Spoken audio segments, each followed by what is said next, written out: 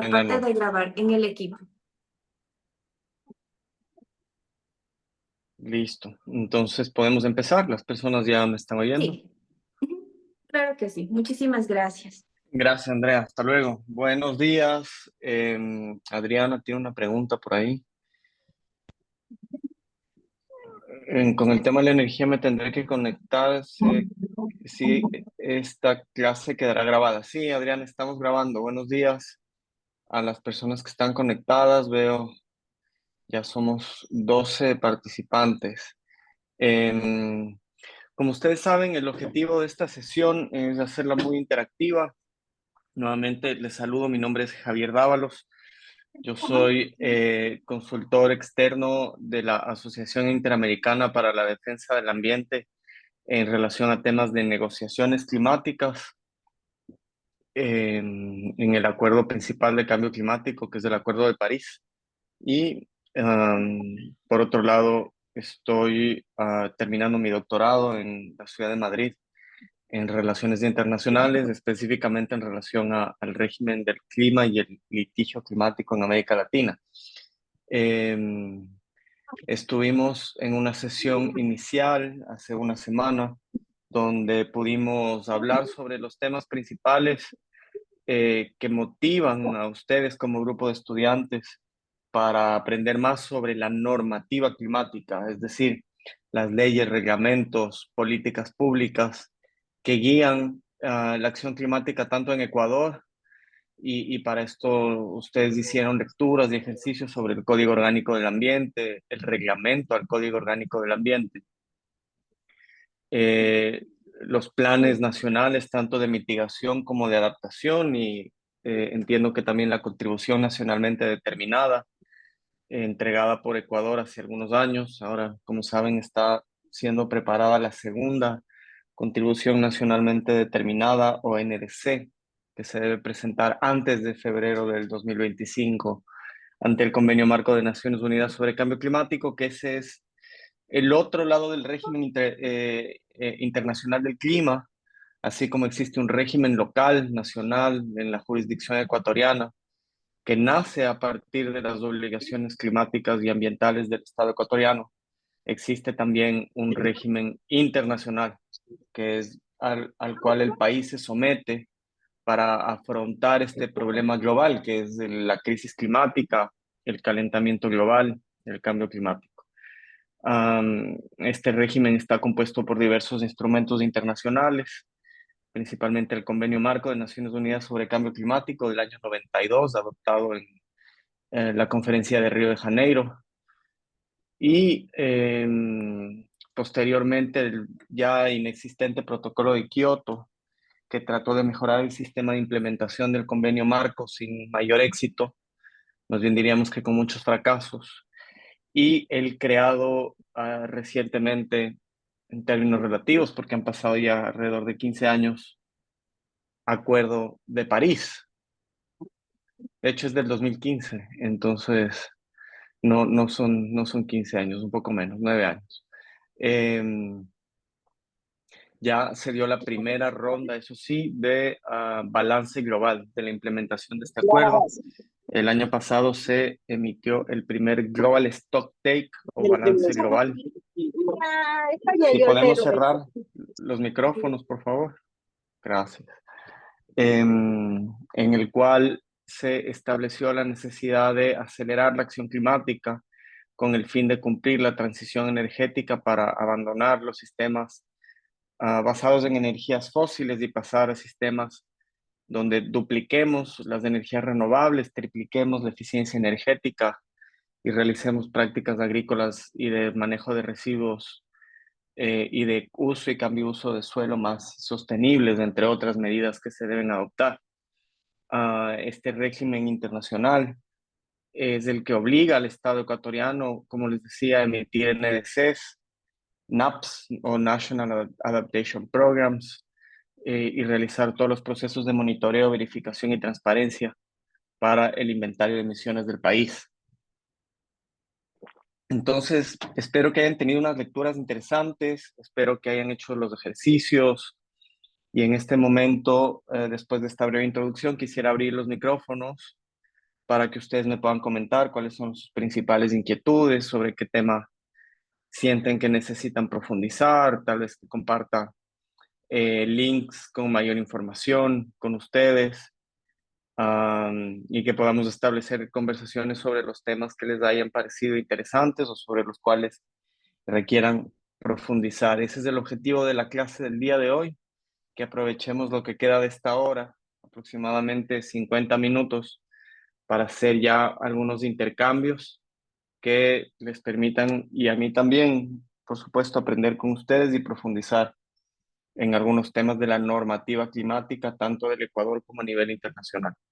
Entonces, como dicen en Naciones Unidas, el piso es suyo, the floor is yours. Ustedes tienen la palabra y pueden levantar la mano, simplemente abrir el micrófono y con gusto estaré atento para tratar de resolver cualquiera de sus inquietudes. Buenos días, ¿cómo está? Hola Andrea, Mi buenos nombre es días. Nicole Núñez, Hola soy Nicole. ingeniera en recursos. ¿Cómo está?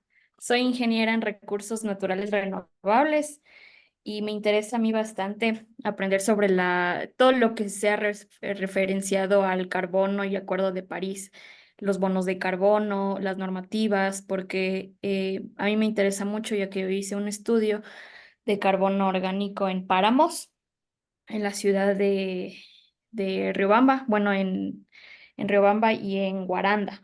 Entonces, a mí me interesa bastante saber esta temática sobre todo lo referenciado a carbono y relacionado con estos acuerdos, por favor. Gracias.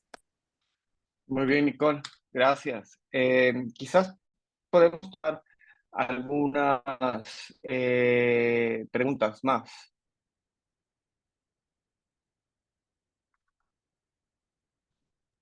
Sí, buenos días. Yo tenía levantada las manos. Buenos días con todos y todas. Soy Gabriela Lencastro. Yo soy abogada. Trabajo en temas de gobernanza ambiental y derechos humanos. Un poco y revisando el material que nos habían compartido de normativa internacional y nacional, yo quería saber si ya más específicamente Javier nos podía un poco comentar también de los procesos a nivel regional, si los conoce obviamente en cuanto al acuerdo de Escazú. Hace poco vamos a decir, se inició con el proceso de plan de acción para defensores de derechos humanos ambientales, entonces también es uno de estos, digamos, subproductos que derivan del Acuerdo de Escazú. Entonces también preguntarle cómo ve esta implementación, qué oportunidades y desafíos tenemos ya en el aterrizaje del Acuerdo de Escazú y sus diferentes instrumentos en los países que actualmente son parte. Muy bien, muchísimas gracias, Gabriela, por la pregunta. ¿Alguien más? Tenemos los temas del mercado de carbono y del acuerdo de Escazú. Si no hay nadie más por ahora, podemos empezar a abordar estos temas. Muy interesantes, por cierto. Vamos con el tema del mercado de carbono, muy polémico. Ustedes saben, el artículo 6 del Acuerdo de París establece que algunos de los estados que firman el acuerdo, algunas de las partes, como se los conoce, pueden cooperar voluntariamente, y esta palabra es muy importante, en la aplicación de sus contribuciones nacionalmente determinadas, es decir, en la fijación de sus metas de reducción de emisiones de gases de efecto invernadero y también en sus metas de adaptación, aunque en este campo del mercado de carbono estamos hablando, por supuesto, más de mitigación, para lograr una mayor ambición en sus medidas de mitigación y promover el desarrollo sostenible y la integridad ambiental. El Acuerdo de París, en este artículo 6, establece algunas normas que se conocen como de mercado y de no mercado. ¿Y esto por qué? Ah, Tal vez explicar brevemente la historia de los mercados de carbono. Cuando se estableció el Convenio Marco de Naciones Unidas sobre Cambio Climático, y principalmente después cuando se estableció el Protocolo de Kioto, los países idearon un sistema amparado por la economía, es decir, por el mercado, para generar motivación o incentivos para que los países reduzcan gases de efecto invernadero. Entonces se pensó en definir un presupuesto de carbono, el conocido carbon budget, donde los países tenían un monto específico que podían emitir y cuando pasaban de ese monto, podían comprar derechos de emisión. Se estableció esta figura de propiedad sobre los derechos de emisión a otros países que no podían o no deseaban o simplemente querían contaminar menos. Entonces se vio esto como una posibilidad y por esto es que resultan muy polémicos los mercados de carbono, de que principalmente los países ricos, los países desarrollados, no reduzcan el nivel de emisiones en el nivel que sería correspondiente de acuerdo al principio de responsabilidades comunes pero diferenciadas y capacidades respectivas del acuerdo de marco sobre cambio climático y compraran a los países menos contaminantes que tienen, por ejemplo, grandes reservas forestales, derechos de emisión. Se estableció lo que se conoce como los mecanismos de desarrollo limpio, donde los países en vías de desarrollo venderían estos derechos de emisión a los países desarrollados para que siguieran ellos contaminando, en palabras muy poco técnicas, por supuesto, y muy sencillas de entender. Y luego estos países que recibieran los recursos se comprometieran a realizar proyectos de desarrollo limpio, bajos en emisiones de carbono.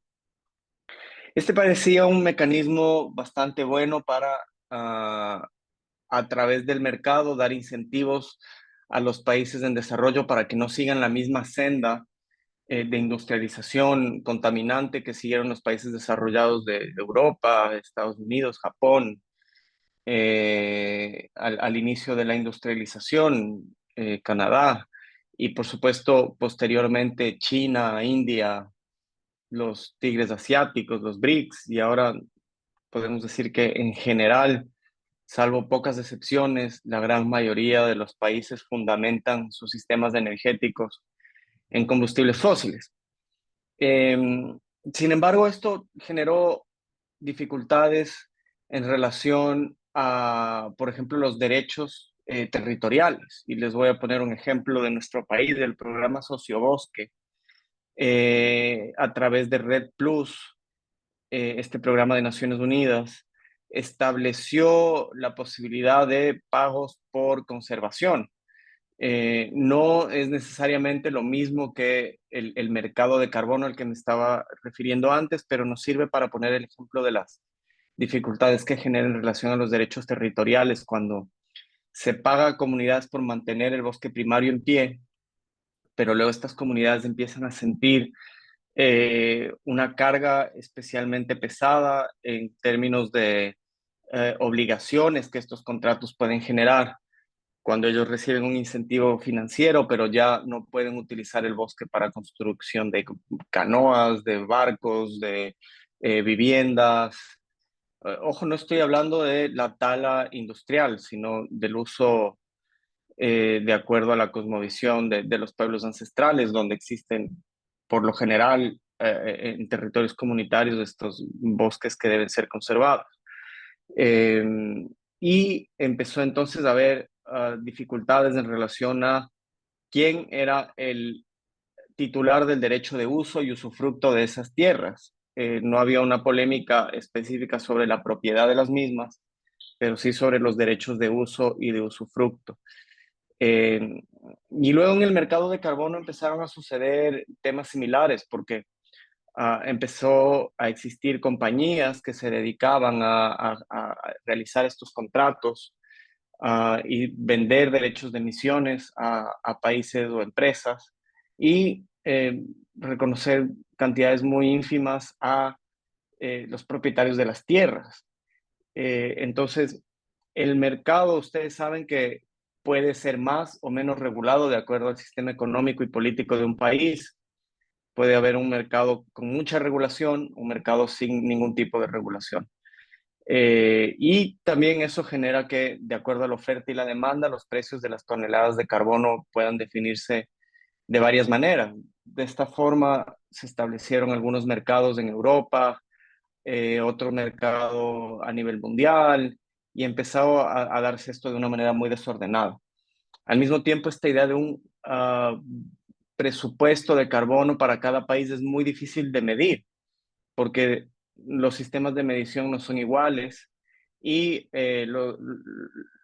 las personas que trabajan como servidores públicos en los temas de monitoreo, verificación y transparencia de los sistemas de emisiones saben que es muy complejo llevar adelante la contabilidad. Entonces, desde la sociedad civil se habló de que el mercado de carbono es una falsa solución al cambio climático porque finalmente no tenemos ninguna garantía de que de verdad estamos reduciendo las emisiones como necesitamos, pero sobre todo que se genere un incentivo perverso para que los países que más contaminan y las empresas que más contaminan mantengan sus prácticas contaminantes y no realicen la transición energética que tanto necesitamos hacia sistemas más sostenibles, basados en energías limpias, renovables, eh, con un menor uso de recursos, una menor cantidad de producción, un mejor manejo de residuos. Entonces, desde la sociedad civil y desde la academia se ha criticado mucho los sistemas de mercado de carbono, ya que se señala que esto podría resultar en un incentivo perverso para evitar la transición. Sin embargo, como ustedes saben, la fuerza que domina la economía es la fuerza del mercado, así que el Acuerdo de París en el artículo 6 volvió a recoger la idea de un mercado de emisiones con sistemas comerciales y no comerciales. Si ustedes pudieron leer el artículo 6, que les voy a leer nuevamente, señala que las partes, cuando participen voluntariamente en enfoques cooperativos que entrañen el uso de resultados de mitigación de transferencia internacional para cumplir con las contribuciones determinadas a nivel nacional, es decir, con sus metas climáticas, deben promover el desarrollo sostenible y garantizar la integridad ambiental y la transparencia. Esto es justamente por los temas que les mencionaba en relación a la polémica, en relación a los derechos territoriales y también a que efectivamente sea una reducción lo que se está produciendo al utilizar un mercado de carbono.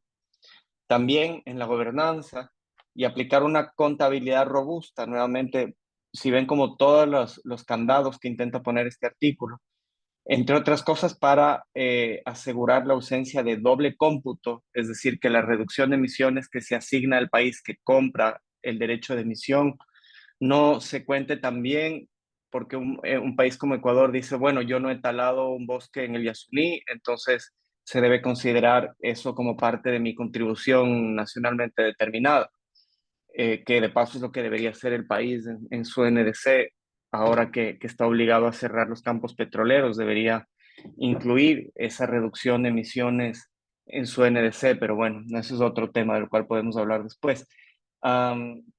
De conformidad con las orientaciones que haya impartido la COP, es decir, la Conferencia de las Partes, que se reúne cada 6 meses, como les comentaba en la clase inicial. Luego dice, la utilización de resultados de mitigación de transferencia internacional para cumplir con las NDC en virtud del Acuerdo de París será voluntaria y deberá ser autorizada por las partes participantes, es decir, no se puede obligar a los países a entrar en este sistema de mercado internacional. Por el presente acuerdo se establece un mecanismo para contribuir a la mitigación de las emisiones de gases de efecto invernadero y apoyar el desarrollo sostenible, que funcionará bajo la autoridad y la orientación de la Conferencia de las Partes. Esto trata de resolver el otro problema que les comentaba de múltiples mercados de carbono. Lo que trató de hacer el Acuerdo de París, pero todavía no ha funcionado, es establecer un solo mercado donde se establezca un mismo precio y un mismo mecanismo para transar emisiones y permisos de emisiones, derechos de emisiones. Este mecanismo debe ser supervisado por un órgano que designará la Conferencia de las Partes, que tiene por objeto promover la mitigación de las emisiones, incentivar y facilitar la participación en la mitigación de las entidades públicas y privadas que estén autorizadas por las partes, contribuir a la reducción de los niveles de emisiones. Es obvio, ¿no? Este mercado y este mecanismo, esta autoridad quiere contribuir a la reducción de emisiones, producir una mitigación global de las emisiones mundiales. Ah, Javier, sí, era una consulta. Estabas hablando de lo que son los mercados de carbono comerciales. Como Ecuador, ¿tenemos algún ejemplo? O sea, ¿algún país nos está comprando a nosotros este tema de carbono? Y en el caso de que fuera así, por ejemplo, si es que es para estos temas económicos, me imagino que son tratados a nivel de Ecuador. ¿Y cómo reciben las compensaciones? Por ejemplo, voy a inventarme la zona Shuar o la zona Chuar. ¿Cómo ujú. reciben? Entonces, una consulta, no sé si es que me hago entender de la pregunta. Sí, Vero, gracias. Gracias por complementar la pregunta de Nicole. Te voy a adelantar que en Ecuador el sistema de mercado de carbono no ha podido despegar porque tenemos una previsión constitucional. Existe un artículo de la Constitución que no recuerdo ahora el número, que prohíbe la apropiación de los servicios ambientales. Solo pueden ser manejados por el Estado. Entonces, el Estado debe administrar los servicios ambientales y hay una gran polémica sobre si este artículo permite o no la existencia de la participación del país en el mercado de carbono. Hasta ahora el Ecuador no ha entrado oficialmente en el mercado y como tú bien usaste el término, se habla de compensación. El Ecuador ha establecido el PEC, el programa Ecuador Carbono Cero, por ejemplo, para compensar la reducción de emisiones, pero no el 74. Gracias, Gabriela, mi colega, abogada. Em, si quieres, después tú misma puedes leer, por favor, para toda la clase el artículo 74, por favor, si lo tienes a mano, para que tengamos claridad sobre lo que dice. Sí, claro. Entonces, gracias, Gaby. Y se ha establecido entonces este sistema de compensación y este programa Ecuador Carbono Cero como un sistema por fuera del mercado, como un sistema de compensaciones, más no de venta y compra de certificados de emisión o de derechos de emisión. Entonces es muy importante y pertinente tu pregunta, Vero, nos sirve para aterrizar mucho más en nuestro país. Quisiera terminar antes de que Gaby nos pueda leer el artículo 74 de la Constitución, de revisar el artículo 6 del Acuerdo de París, porque entra también la parte de los mecanismos de no mercado, que también es un tema clave. El artículo 6 es el que más se negocia su implementación. Cada una de las COP a las que yo he asistido, siempre hay líneas de negociación sobre afinar los mecanismos para implementar este famoso artículo 6 del Acuerdo de París. Entonces, el punto 6.5 del acuerdo se habla de la doble contabilidad nuevamente. Como ustedes ven, es un problema bastante grande. Dice la reducción de emisiones que genera el mecanismo del párrafo 4 no debe utilizarse para demostrar el cumplimiento de la NDC de la parte acogida si otra parte las utiliza para demostrar el cumplimiento de su propia NDC, es decir, evitar la doble contabilidad. La conferencia de las partes, es decir, la COP, velará porque una parte de los fondos devengados de las actividades que se realicen en el marco del mecanismo de mercado de carbono global se use para sufragar los gastos administrativos y ayudar a las partes, que son países en desarrollo, eh, a los efectos adversos del cambio climático y hacer frente a los costos de la adaptación. La COP nuevamente aprobará las normas, modalidades y procedimientos del mecanismo. Esto es lo que les digo, que cada vez que la COP se reúne trata de afinar el mecanismo del mercado de carbono, sin éxito hasta el momento, porque los países no se ponen de acuerdo en cómo llevar adelante el mercado. Las partes reconocen la importancia de disponer de enfoques no relacionados con el mercado. Y esto es lo que está haciendo el Ecuador. Está llevando adelante enfoques de cooperación, que es un poco el espíritu del artículo 6, cooperar entre países para la reducción de emisiones, pero que no estén fundamentados en el mercado. Entonces, en el contexto que sean integrados, holísticos y equilibrados y que les ayuden a implementar sus NDC en el contexto del desarrollo sostenible, la erradicación de la pobreza de manera coordinada y eficaz, entre otras cosas, mediante la mitigación, adaptación, financiación, transferencia de tecnología y fomento de la capacidad, según proceda. Estos enfoques tendrán por efecto promover la ambición, aumentar la participación de los sectores público y privado, ofrecer oportunidades para la coordinación de los instrumentos y finalmente el 4.9 dice por el presente artículo se define un marco para los enfoques de desarrollo sostenible no relacionados con el mercado, a fin de promover los enfoques no relacionados con el mercado a los que se refiere el párrafo 8 del presente artículo. Entonces, Ecuador ha enmarcado su relación con, con la cooperación para reducción de emisiones en sus contribuciones nacionalmente determinadas a través de estos mecanismos de no mercado por el momento. Gaby, ¿puedes leer el artículo 74 de la Constitución para cerrar este tema y luego ya ir con tu pregunta sobre Escazú? Claro, sí, es cortito. Artículo 74. Las personas, comunidades, pueblos y nacionalidades tendrán derecho a beneficiarse del ambiente y de las riquezas naturales que les permite el buen vivir. Los servicios ambientales no serán susceptibles de apropiación. Muy bien, entonces, como les decía, este es el artículo que además trató de ser reformado en una de las últimas consultas populares, me parece que fue la de Lazo, que perdió, porque él quería reformar el artículo para que el Estado pudiera administrar el mercado de carbono. Se hablaba en la fundamentación de esta pregunta, cuando se le entregó a la Corte Constitucional, que el Estado podía recibir millones y millones de dólares al entrar en los mercados de carbono. Muy bien, no sé si por ahí alguien quiere agregar algo sobre este tema, alguna experiencia que tengan al respecto, o nos vamos ya con Escazú.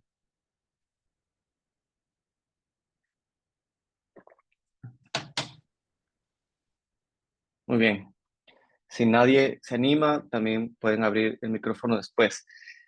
Gabriel, el acuerdo de Escazú, muy importante para nuestra región, para tres temas: el acceso a la justicia, el acceso a la información y la participación social en materia ambiental. Este acuerdo de Escazú que se firmó en Costa Rica y que se negoció por mucho tiempo a iniciativa, me parece que de la delegación chilena, hace muchos años, tal vez 15 años puede ser, y que se adoptó, si no estoy equivocado, hace 5 o 6 años en Escazú, en Costa Rica, de ahí viene su nombre.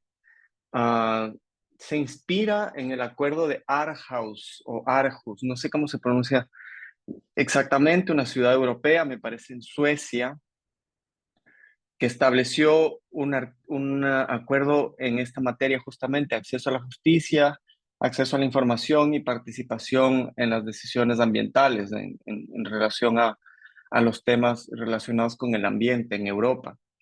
Y desde mi punto de vista, y esto es una crítica muy personal, este acuerdo tenía mucho más sentido en legislaciones europeas, donde, por ejemplo, en España, el país donde yo resido ahora, el derecho al ambiente sano no es considerado como un derecho fundamental, sino más bien como una práctica adecuada en materia de políticas públicas. No consta dentro de los derechos establecidos en la Constitución. Una Constitución bastante antigua, no como la del Ecuador, que establece una variedad grandísima de derechos ambientales, y por otro lado, los derechos de la naturaleza, no confundir entre derechos ambientales y derechos de la naturaleza. Son dos cosas muy distintas. Los primeros son derechos de las personas en relación al ambiente, y los segundos son derechos del ambiente, de la Pachamama, de la Madre Tierra en sí mismas, como sujeto y no objeto de protección. Entonces, la Constitución ecuatoriana, la colombiana, la Constitución de países como Costa Rica, incluyen ya estos derechos ambientales, y no solamente relacionados a la conservación del ambiente, sino derechos humanos ambientales, es decir, estos derechos de acceso a la información o participación en la toma de decisiones, o los derechos de acceso a la justicia. Entonces, en nuestra región, de alguna manera, para muchos países resulta redundante, e incluso podríamos pensar que baja el estándar de protección, por supuesto, en relación a constituciones ampliamente garantistas como la ecuatoriana o la colombiana, que permiten ya un acceso amplio a la legitimación activa para demandar, por ejemplo, casos en relación a la protección del ambiente o a la violación de estos tres derechos.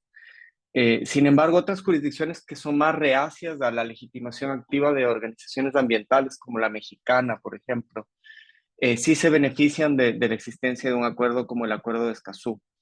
o ustedes saben ahora en Argentina, donde está habiendo un retroceso bastante grande en materia de protección de derechos humanos en general y ambientales en particular, la existencia de un acuerdo internacional como el Acuerdo de Escazú resulta muy útil como un estándar internacional que los jueces están obligados cuando los países han reconocido y adoptado el acuerdo a través de los procesos o mecanismos establecidos en cada jurisdicción, sea la firma del presidente o presidenta de la República la adopción del acuerdo a través de los órganos legislativos, eh, resulta una herramienta más que es muy útil para ser aplicada, sin lugar a dudas, tanto en materia de protección de los derechos de acceso a la justicia, a la información y a la participación, como de poder acudir ante los tribunales para llevar adelante procesos judiciales. Así que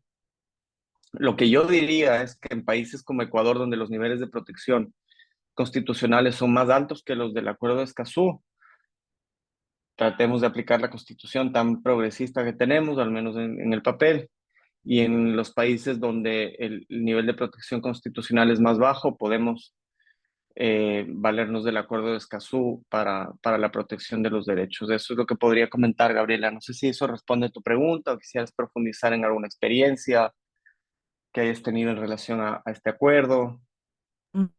Sí, también, o sea, como preguntarte más como personalmente cómo ves el contexto político, económico. Justamente mencionabas que hay retrocesos en países como Argentina, pero también hay países como Brasil que aún no ratifican el acuerdo y con Colombia que acaba de ratificar son de los países donde más existen asesinatos de defensores.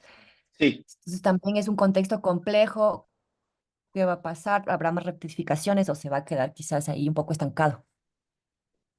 gracias, Gabriela. Y gracias por recordar el tema que trajo tu pregunta, que es fundamental, el tema de defensoras y defensores del ambiente.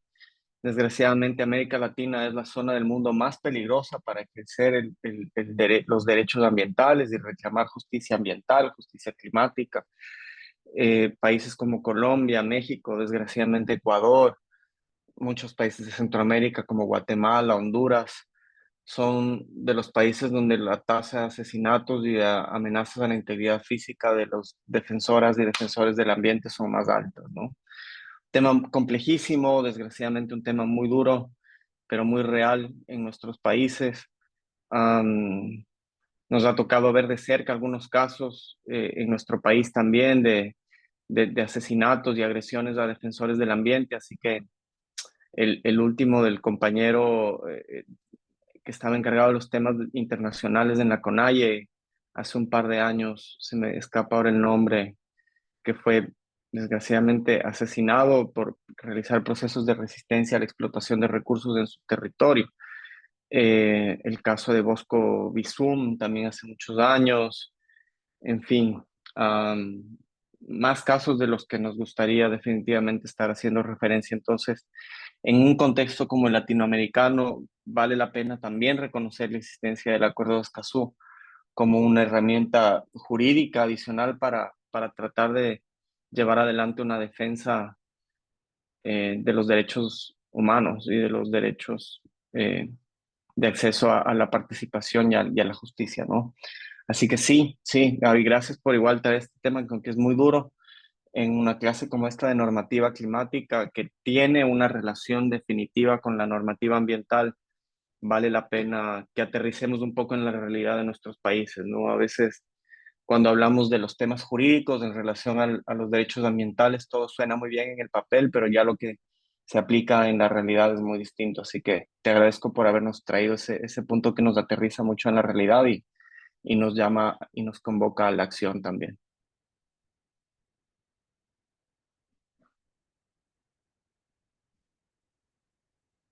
¿Alguien más? No sé si alguien más tiene alguna otra duda sobre algún punto específico del Acuerdo de París o sobre la legislación del Ecuador en materia climática. Nos quedan 20 minutos más para seguir esta conversación que gracias a las contribuciones de sus compañeras ha estado hasta ahora muy, muy interesante. Una consulta, Javier. Vera, en la norma del Código Orgánico del Ambiente y su reglamento no se establece claramente cómo se proceder con el tema de las compensaciones. Eh, No sé si es que a nivel de Ecuador, las entidades, no sé, del Ministerio del Ambiente o con los que estén trabajando, hay alguien que está enfocado en sacar norma para cómo aplicar el tema de compensaciones. Voy a dar un ejemplo. Yo soy de Cuenca y algún tiempo estuve trabajando en la Comisión de Gestión Ambiental y cuando había situaciones como complejas que podríamos aplicar lo que es el Código Orgánico del Ambiente, con compensaciones, no había la forma de cómo aplicar. Entonces, para nosotros, como digamos, como técnicos o funcionarios municipales, no es fácil decirle a una persona que está afectando cómo compensar, porque nosotros también necesitamos fundamentar. Entonces, no sé si es que en alguna parte, en algún lado, se puede encontrar como fórmulas o cómo compensar cuando haya daños ambientales o algún tipo de este tema. Sí, bueno, gracias, Vero, por la pregunta. El Código Orgánico del Ambiente trae los términos de compensación en relación en primer lugar, al principio de quien contamina paga. Entonces, cuando hay un daño ambiental, hay un lugar a compensación. Eso es por un lado uno de los temas donde se aplica los temas compensatorios, pero ya cuando hablamos de gases de efecto invernadero, el artículo 260 señala que la Autoridad Ambiental Nacional, es decir, el Ministerio de Ambiente, Agua y Transición Ecológica, podrá determinar y establecer esquemas de compensación de emisiones de gases de efecto invernadero en el ámbito nacional.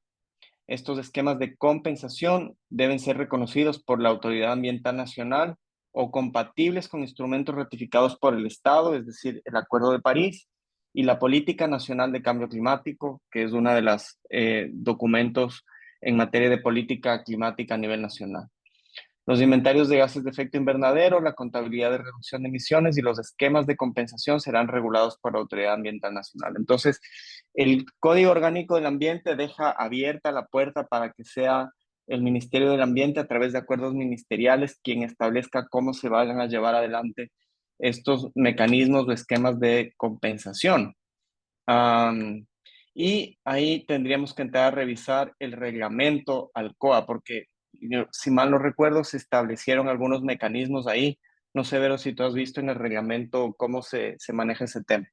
Claro, pero no hay algo como que le establezca el camino. Por eso mi consulta es a cómo hacerlo, porque, o sea, simplemente deja como a criterios abiertos, como usted dice, el que contamina paga o cosas así, pero solo deja como principios y no hay cómo aplicarlos. O sea, ya yendo a la realidad, como técnicos, por ejemplo, hay que ir a la materia propia en la que se esté dando y aplicar, pero no hay cómo aplicar. O sea, solo queda, o sea, yo a veces intento, no es como técnicamente, como le digo, solo fundamental en principio, sino ya vamos a medidas, a dimensiones, a áreas, entonces, ¿cómo se aplica? Entonces, no hay una forma, Claro. menos yo no he encontrado, o no sé dónde buscar algo que permita orientarnos un poco más, porque prácticamente queda como, o sea, yo entiendo que es la Constitución o los códigos orgánicos, pero queda como en literatura. Sí, pero puede ser interesante que leas el acuerdo ministerial que estableció el programa Ecuador Carbono Cero. Te voy a poner el link aquí en el chat para toda la clase.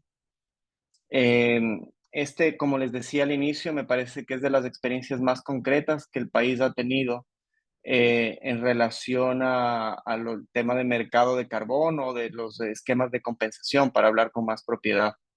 Entonces, lo que yo te recomendaría, y también a todas las personas de la clase interesadas en el tema, es revisar este acuerdo ministerial del año 2021, es del 018, y las normas técnicas establecidas en los acuerdos ministeriales 046 y 047 del 2021. Este programa del carbono, Ecuador Carbono Cero, busca incentivar la toma de acciones frente al cambio climático por parte del sector productivo y de servicios, es decir, en general el sector privado, aunque no excluya al público, mediante la gestión de su huella de carbono, permitiendo el reporte de sus compromisos y el acceso a incentivos ambientales y tributarios. Vean que ahí no se habla del pago, sino de incentivos ambientales y tributarios. El PEC es un esquema de aplicación voluntaria y progresivo que prima la mejora continua mediante niveles de aplicación.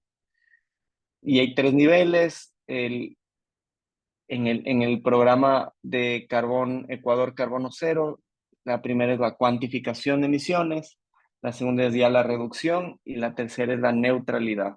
Esas son las certificaciones a las que una empresa del sector productivo de servicios o incluso una entidad pública puede aplicar. En la página que les envié hay información sobre el PEC, el formulario de adhesión, la normativa, guías rápidas de postulación, normativa de beneficios tributarios, entre otro tipo de información. Es un programa bien interesante que el país lo promociona siempre cuando acude a las conferencias internacionales del clima, las conferencias de las partes o las COP. Eh, entonces ese puede ser un lugar interesante para buscar información, Vero. Muchas gracias. Ahí yo solo quería aportar como desde la experiencia que trabajé diseñando justo uno de estos programas para una fundación que, digamos, de alguna forma ya lo puso en marcha antes de que existiera la normativa. Y efectivamente, como mencionaba Javier, esa es la normativa que actualmente rige para el tema de compensación, pensando que siempre estamos en las lógicas de no mercado. No estamos entrando para nada a lógicas de mercado en que, por ejemplo, se pueda compensar directamente sin pasar por el Estado, por la autoridad ambiental, que es en este caso el MATE. Ahorita el PEC está todavía en implementación, justo como mencionaba un poco las etapas. La de cuantificación es un poco la medida de huella de carbono, que se hace con distintas técnicas y, bueno, también certificadoras. La segunda, que es, me parece, la de compensación, esa tampoco está operativa y tampoco la de neutralidad, porque la idea es que se tenga un registro de todos los proyectos, digamos, de conservación y, bueno, de compensación y otros, para que en esta especie de bolsa de proyectos puedan ir los compensadores, vamos a decir, las personas que están en los territorios y las empresas interesadas en compensar.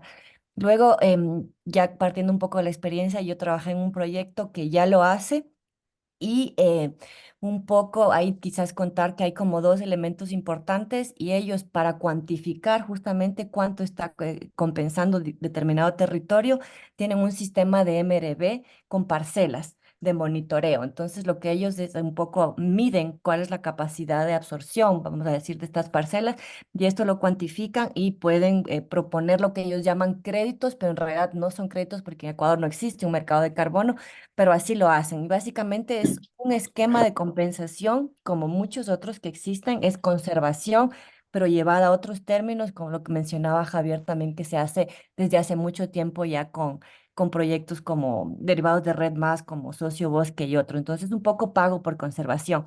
La novedad de Ujú. PEC es que se Parecido a fue Socio un Bosque, poco. ¿no? Pago Sí, por sí, sí, conservación. básicamente es pago por conservación. Entonces, lo que están proponiendo es un poco un esquema más organizado para tener una forma de mercado interno, porque siempre va a ser un mercado regulado. Entonces, un poco ellos están avanzando con diferentes acuerdos ministeriales, justamente los que mencionaba Javier, pero aún no está en marcha, digamos, en sí mismo, aún están en la fase del registro, pero aún no ha habido ninguna compensación y ninguna empresa ha recibido, por ejemplo, no sé, creo que le llaman distintivo de carbono neutralidad, pero que existen proyectos de compensación y de conservación, ya eso ya está en marcha, solo que ahora están regulando a través de este nuevo sistema, digamos, que responde un poco también a las demandas de los territorios de tener una interacción más directa y recibir em, con menos intermediarios, digamos, estos pagos, o estos incentivos que se llamarían, porque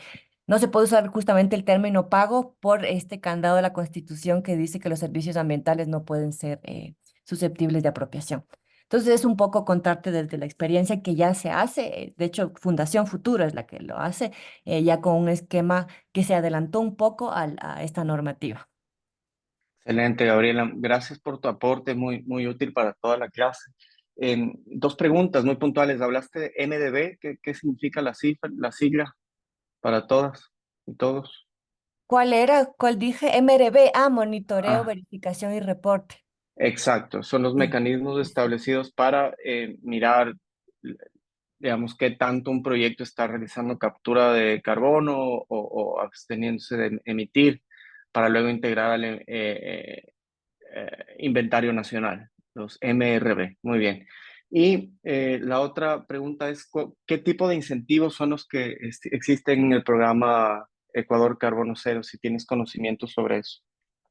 O sea, los que están planificados, como digo, aún no se han entregado porque aún no está operativo al 100%. Sé que hay incentivos fiscales, por ejemplo, para las del Ujú. lado de las empresas, ¿no?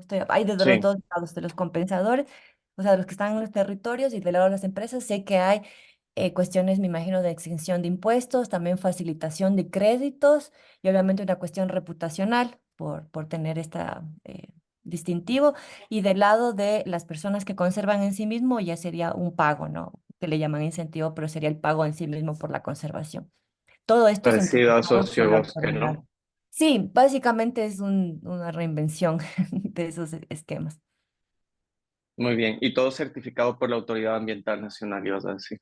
Claro, es que ese es el tema, porque no estamos hablando de intercambios comerciales entre, vamos a decir, privados. Yo actualmente en Ecuador no puedo tener un proyecto de conservación y que una empresa extranjera pueda compensar, o un Estado mucho menos, en el país a través de esas emisiones que nos están emitiendo. Eso no existe, ese intercambio directo, Ujú. pero es esta Exacto. discusión que se está teniendo justamente ahora. Sí, por la previsión constitucional del acuerdo del artículo que leí. Sí. Muy bien, gracias. Tremenda el aporte de ustedes. Nicole, Gabriela, Vero, les agradezco mucho. Ya nos estamos acercando al cierre de esta sesión. No sé si alguien más tiene alguna otra duda, pregunta, inquietud sobre los temas abordados durante esta semana en sus respectivas lecturas y ejercicios.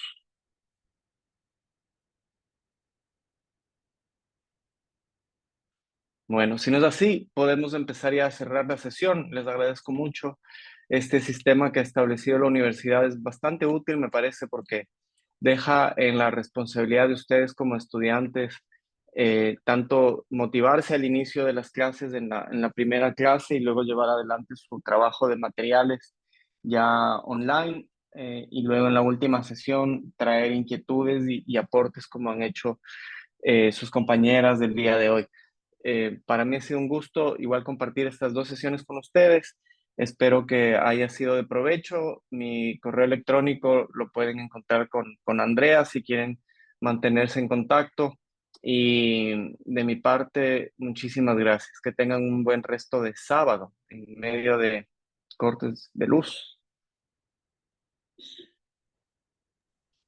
Gracias, Muchas Javier. gracias. Solo Hasta algún luego. detallito súper rapidito. Vero, sí, claro. Tenemos todavía 7 minutos. Aprovechemos. Yo en algún momento estaba proponiendo una política pública dentro de el municipio de Cuenca que está enfocado en los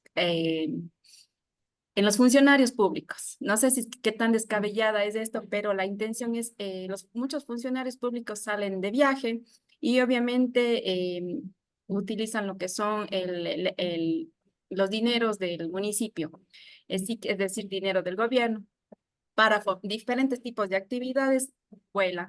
Entonces, en algún momento hay algunos estudios de cuánto carbono o cuánto huella tiene una persona de un viaje, según el destino, las horas y cosas así.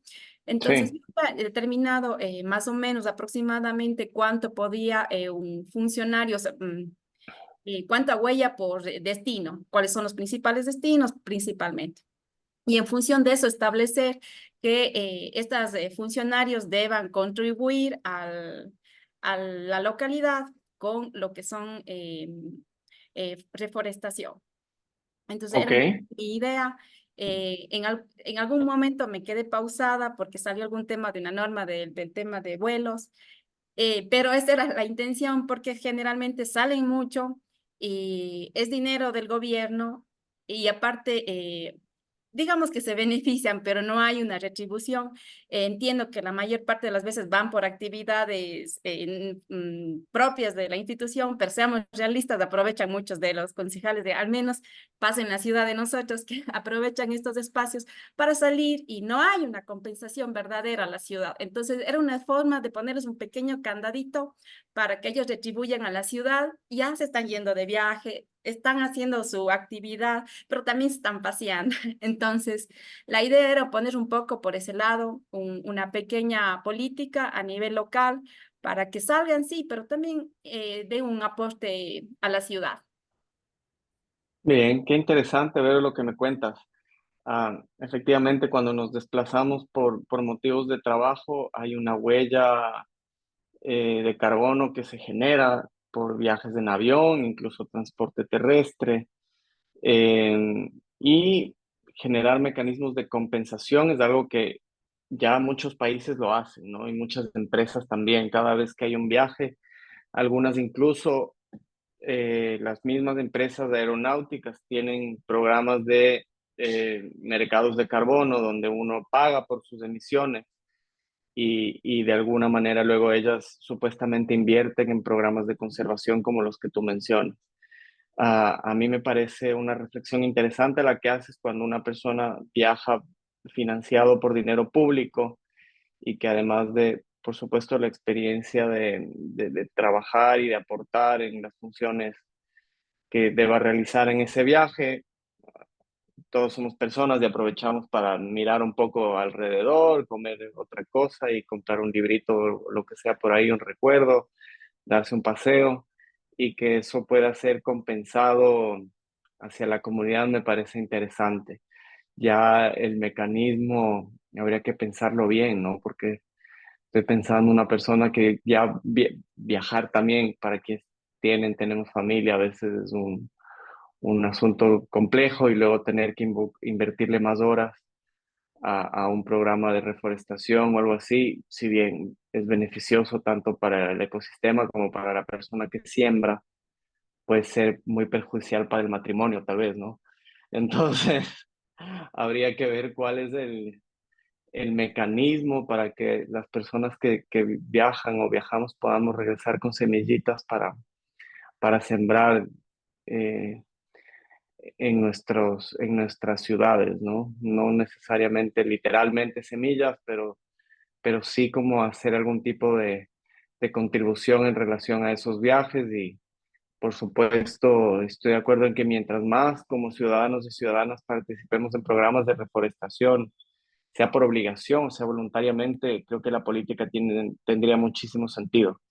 Así que igual gracias por tener ese espíritu creativo y pensar en una manera para realizar este tipo de programas. No me dejas pensando porque en muchos sectores esto sucede. En las ONGs, por ejemplo, donde yo trabajé mucho tiempo en AIDA como director de un programa de cambio climático, mi huella de carbono debe ser amplísima por los viajes que he realizado y he realizado a las COPs. Entonces, incluso también para quienes estamos en el sector privado, en las ONGs o en las mismas empresas o en universidades. Yo ahora mismo estoy para una conferencia en Lisboa. Estoy generando también emisiones de gases de efecto invernadero y el turismo a nivel mundial es uno de los más grandes generadores de gases de efecto invernadero por el transporte aéreo y los grandes cruceros, el transporte terrestre. Entonces, sería muy bueno pensar en una política que no aplique solamente para funcionarios, funcionarias públicas, sino en general para todos quienes nos desplazamos, ¿no? Para que compensemos de alguna manera la huella de carbono que generamos con nuestros viajes. Así que vamos a echarle cabeza para pensar en eso, Vero. Muchísimas gracias. Seguro hay cositas por ahí que puedes revisar. Si encuentro cosas, te envío un correo. Si quieres, mándame un mail. Ya, en realidad o sea, ya la terminé toda y más o menos era que como eres funcionario es un poco más fácil hacerte un monitoreo. Entonces no es una cantidad significativa de plantas las que tenías que utilizar, sino que sin embargo es más que eso simbólico, porque a la vez cuando es un concejal o que son los que más salen, ellos generalmente no van a realizar solo con las poquitas plantas porque probablemente hasta por políticamente lo van a hacer con mucho más énfasis, un número mayor. Pero la intención era como intentar fomentar que todas las personas puedan involucrarse y generar algo más de conciencia, porque si bien es cierto, y con eso logras que hagan la reforestación, pero cuando son personas públicas va más allá porque ellos utilizan los medios para difundir que están haciendo esas actividades y es como un tema también ayuda de concientización o educación ambiental. Entonces también yo le veía por ese lado de que todos ellos son públicos y muestran sus actividades y como parte de su rendición de cuentas, todos los años generen este tipo de aporte. Entonces, sería más fácil dentro del municipio hacer este control y este monitoreo. No lo había pensado así como más como para la sociedad civil en general. Es un poco más complejo. Si analizamos, por ejemplo, una zona rural, ellos tienen la obligatoriedad general de conservar los páramos y cosas así. Pero ellos no están recibiendo nada a cambio, tienen que hacer una dura lucha para mantener, pero no se les está pagando. Y nosotros en la zona urbana tenemos muchos beneficios y no contribuimos de una manera, siempre nos consideramos que como que ya hacemos demasiado esfuerzo o ya estamos aportando a la ciudad con nuestro conocimiento, pero no tenemos un verdadero esfuerzo como zona urbana. Entonces, por eso era el tema de que como aprovechamos los medios públicos, la economía pública para salir, tendríamos que de alguna forma compensar. Eso en algún momento, yo ya la tenía toda terminada, pero fue algo, no recuerdo ahorita qué pasó, pero fue alguna norma de lo que salió justamente del tema aéreo. Y yo me detuve allí, entonces ya no pudo prosperar por algún tema de esos, pero esa era la misión o la visión. Bueno, a seguir adelante con esa idea. Estoy seguro que vas a hacer una política muy interesante cuando la saques y si en algo puedo aportar, por ahí me tienen en la universidad la información de mi correo. Ahora sí, nos pasamos de la hora. Les agradezco muchísimo. Que tengan un buen sábado. Igual, Adiós. gracias. Gracias, Javier. Buen sábado. Gracias.